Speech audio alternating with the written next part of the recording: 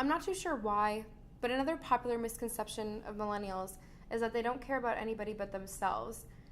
In fact, according to the National Institute of Health, 58% of college students scored higher on a narcissism level in 2009 than in 1983. We lost sight of the history, the background, where we come from, and because we don't know where you're coming from, we don't know where you're going. And I see that, they just take it for granted.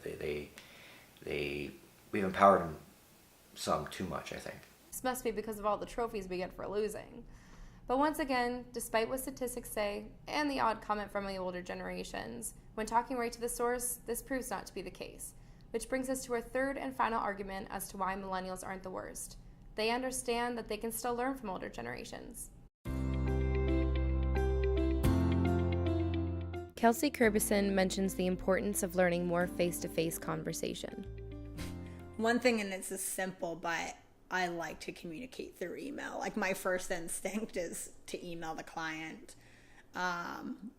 Whereas someone that's older, like, their natural instinct is to give them a call or to walk by their desk, which that is something that we should take from them, honestly, is it feels easier to me to shoot someone an email, and it's like they're on the floor below me. I know I should go talk to them, but there's a lot more you can get out of those face-to-face conversations.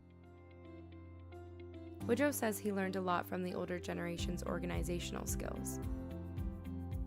And I'm not just talking about having a clean desk or, a file cabinet with alphabetical files. Like, I'm not talking about that at all, but I'm talking about the way in which they conduct themselves, time management, priorities. I was really able to learn what a deadline means, or, how fast to get something done, how quick, how efficiently. According to O'Neill, who works at Padalonso Music Shop in Brantford, his expert superiors have a lot to teach him.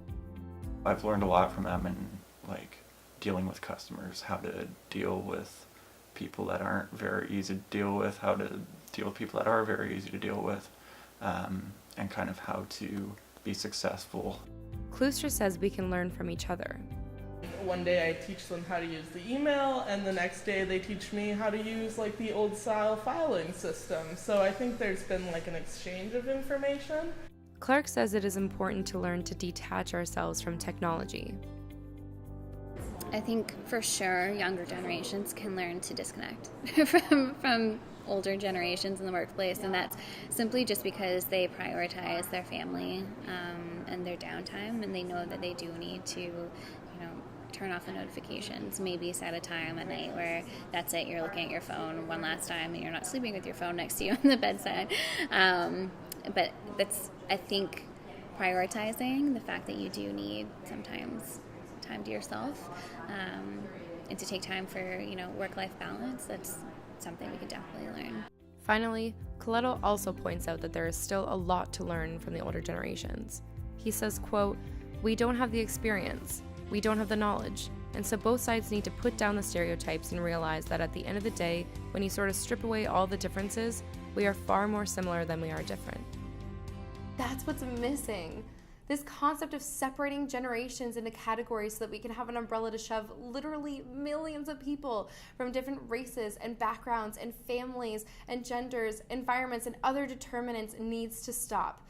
Just because you were born within a certain age range does not and should not determine how society views you. Don't beat up on them. They are who they are, and you got to work with them, and they'll come around eventually. It's just not as quick as we'd like them to, and I think there's a lot of positives there. Even the negatives that I've highlighted, they're not everybody. It's just a certain sect, I think, that are overrepresented. If even the ones pointing out the flaws in millennials come around to say that I'm not a narcissistic, lazy, entitled man-child, then what are these stereotypes accomplishing? They're not true, and all they're doing is creating a dialogue that separates generations. So drop the titles, drop the assumptions, and talk to each other, because when you do, you'll realize that we're all just people, and sometimes we all suck. Is this generation of people uniquely plagued by an inflated sense of what they deserve and an expectation that they'll have everything handed to them without having to do the work for it? I think the answer is no.